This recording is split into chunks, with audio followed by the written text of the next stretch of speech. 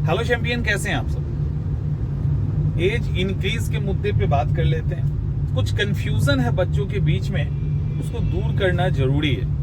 Confusion क्या है कि पहला कंफ्यूजन है कि बच्चों को ये लग रहा है बहुत सारे कि बार बार जनरल की बात हो रही है कि जनरल का जो मैक्सिमम एज है उसको इंक्रीज कर दिया जाए। तो फिर हमारा क्या, क्योंकि सब लोगों को नियम नहीं पता है। उनको लगता हो कि जनरल की बातें हो रही है, शायद हर जगह अलग अलग चीजें चल रही है, रिजर्वेशन हटाओ ये वो, तो उनके दिमाग में ये चल रहा होगी कहीं ऐसा तो नहीं कि जनरल की एज इंक्रीज करने की बात हो रही है। तो दिमाग को हटा दीजिए इस मैटर से। मतलब दिमाग में ये मत रखिए जनरल के इंक्रीज होने का मतलब ये है जो अभी का लॉ है उसके अकॉर्डिंग जैसे जनरल का एज इंक्रीज होगा, ओबीसी है, एससी है, एसटी है, जो भी है उनका एज अपने आप इंक्रीज हो जाएगा जैसे होता है। तो ये कंफ्यूजन बिल्कुल मत पालिए। अकॉर्डिंग टू लॉ जनरल का ही एज इंक्रीज हुआ और आप लोग का एटिटीज 3 साल 5 साल जो भी इंक्रीज होता है वो हो जाएगा। तो वो कहीं से है। दूसरा एक और कंफ्यूजन है। कंफ्यूजन ये है कि क्या ये जो डिमांड रखा जा रहा है ये केवल बीपीएससी पे लागू होगा, तो हमें क्या फायदा, हम तो बीएसएससी की तैयारी करते हैं या हम किसी और एग्जाम की तैयारी करते हैं। ऐसा नहीं है। देखो कभी भी जब शुरुआत होती है ना तो कोई एक संस्था भी अगर लागू कर देता है तो धीरे धीरे और सारे संस्थाओं को लागू करना पड़ता है। फंडामेंटल राइट और कई सारे लॉ आ जाते हैं, तो एक बार अगर लागू हो गया तो करना ही करना है, कोई विकल्प नहीं बचता है फिर। तो ऐसा नहीं है। और ये जो होगा ना तो वो ये जब एज इंक्रीज की बात होगी और सरकार की तरफ से जब इसको अप्रूवल मिल जाएगा तो ये सबके लिए लागू होगा और सबके लिए लागू होगा। समझो इस बात को। तो ये कहीं से भी भ्रम मत पालिए कि ये सिर्फ और सिर्फ बीपीएससी की बात हो रही है, क्योंकि हम लोग पीसीएस यूपीएससी की तैयारी करवाते हैं तो आप सोचोगे कि नहीं, तो ऐसा नहीं है, ये सबको फायदा होगा। तो ये दो कंफ्यूजन बड़ा सा है। इसके कारण एक अच्छी खासी जो संख्या है उनको लगता है कि हमें क्या फायदा इस मुहिम का हिस्सा बनने से, तो समझ में आ गया। तीसरी बात एक ये है कि बिहार में एज इंक्रीज जो है स्टूडेंट इसका डिमांड कर रहे हैं। एक्चुअल में स्टूडेंट को डिमांड करना ही नहीं चाहिए। सरकार को तो आगे आके इस डिमांड को पूरा कर देना चाहिए, फ्रंट में आके कर देना चाहिए। और ये मतलब एक बहुत अच्छा मैसेज होगा बच्चों के प्रति सरकार का जो सकारात्मक रवैया है उसको लेकर। अभी आप देखो कि अलग अलग स्टेट है, इन स्टेट में एज ऑलरेडी बहुत ज्यादा दिया गया है। मतलब इंक्रीज 40, 42, 45 तक एज है अलग अलग स्टेट में। और अभी हाल ही में जो एग्जाम्पल सेट किया है वो वेस्ट बंगाल ने। बंगाल में क्या हुआ कि अचानक से मतलब सरकार ने कुछ नहीं हुआ, वहां कुछ ऐसा कोई हलचल नहीं था। डिमांड थी, हलचल नहीं था। सरकार ने बड़े ही पीसफुल तरीके से बहुत आराम से उसको मान लिया और एज इंक्रीज कर दिया। मतलब अगर सही तरीके से देखो ना तो सरकार ने इनिशिएटिव लिया और एज इंक्रीज हो गया। तो कहीं ना कहीं बिहार और रूलिंग पार्टी जो वहां की है वो यहाँ की भी पार्टी तो सेम है। तो यहाँ की भी सरकार को बच्चों की जो मांग है, उनकी जो मनोस्थिति है और उनकी जो परिस्थिति है, मुझे बिहार की जो परिस्थिति दिखती है उसके अकॉर्डिंग एज इंक्रीज कर ही देना चाहिए। इसमें कोई शक नहीं है। और आई थिंक इसको लेकर अब एक और यहाँ पे बात है वो भी कर ही लेते हैं। बच्चों को लगता है कि हमें सपोर्ट नहीं मिल रहा। आपको सपोर्ट तो 5 मिनट में मिल जाएगा। सपोर्ट चाहिए किसको यहाँ?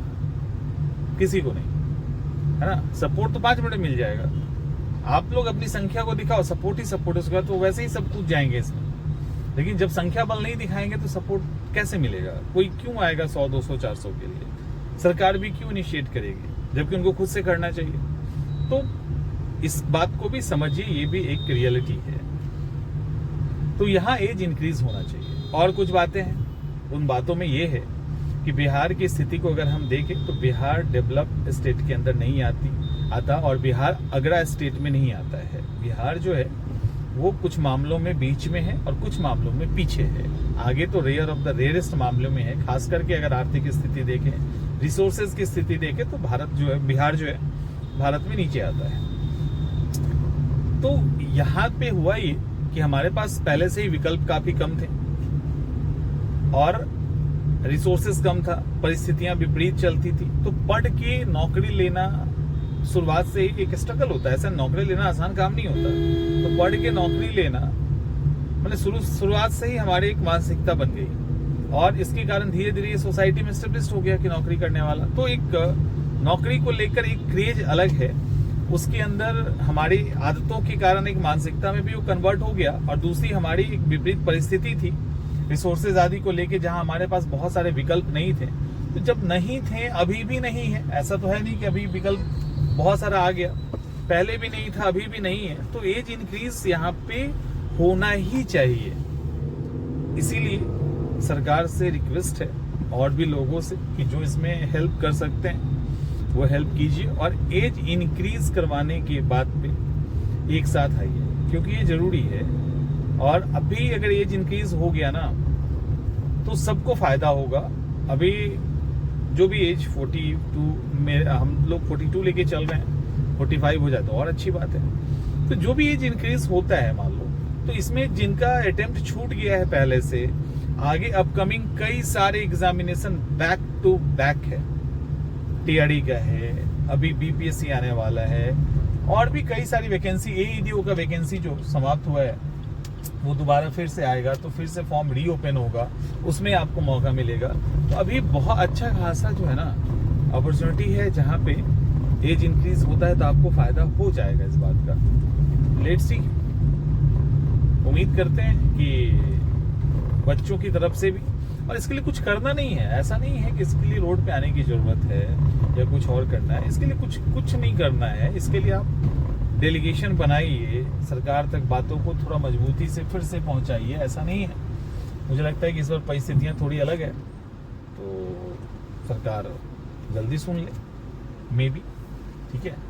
तो इसीलिए बेहतर ये होगा कि आप लोग डेलीगेशन बना के ना जाओ, मिलो, और जो इस तरह से उसमें कोऑपरेट कर सकते हैं, टीचर्स हैं या जो भी आपको लगता है कोऑपरेट करेंगे, उनको आप बोलिए ये बात कि आप कोऑपरेट कीजिए, वीडियोस बनाइए, एक माहौल जनरेट कीजिए, ताकि मजबूती से ये बात आगे तक जा पाए। और आई थिंक ये जरूरी है उनके लिए जिनका एज समाप्त हो चुका है, उनके लिए जिनका एज समाप्त होने वाला है। तो दोनों ही परिस्थिति में दोनों ही तरह के लोगों के लिए ये काम की चीज़ है। तो आई थिंक इतना काफ़ी है, और कोशिश ये करेंगे। और एक ग्रुप बना दिया गया, आप लोगों को मालूम होना चाहिए, टेलीग्राम ग्रुप बना दिया गया, लिंक यहाँ पे डलवा देते हैं, और ठीक है, उसमें जुड़ जाइए। जो बच्चे हैं उनसे कांटेक्ट कीजिए, और कुछ नहीं करना है आपको, बस मिलना है। क्योंकि देखो, ये जो एज इंक्रीज का मुद्दा है ना, ये ऐसा नहीं है कि इसको अप्रूवल नहीं मिला है। एक्चुअली नीतीश कुमार जी जब मुख्यमंत्री थे तो उन्होंने 2-3 बार ये बात कही। अब उस समय क्यों नहीं मिला वो अलग बात है, लेकिन उन्होंने कहा कि नहीं होना चाहिए। आई थिंक जब हम लोग के नॉलेज में ये भी है कि प्रॉपर जो डॉक्यूमेंटेशन होना चाहिए वो सारी चीज़ें हो गई थी, ऐसा नहीं है। लेकिन अनफॉर्चुनेटली नहीं मिला, तो नहीं मिला तो हम प्रयास थोड़ी ना छोड़ देंगे उसके बाद, तो प्रयास चलता रहेगा। लेट्स सी, और कोशिश कीजिए कि मिल जाए, तो आप ही लोग का भला होगा। मिलते हैं नेक्स्ट।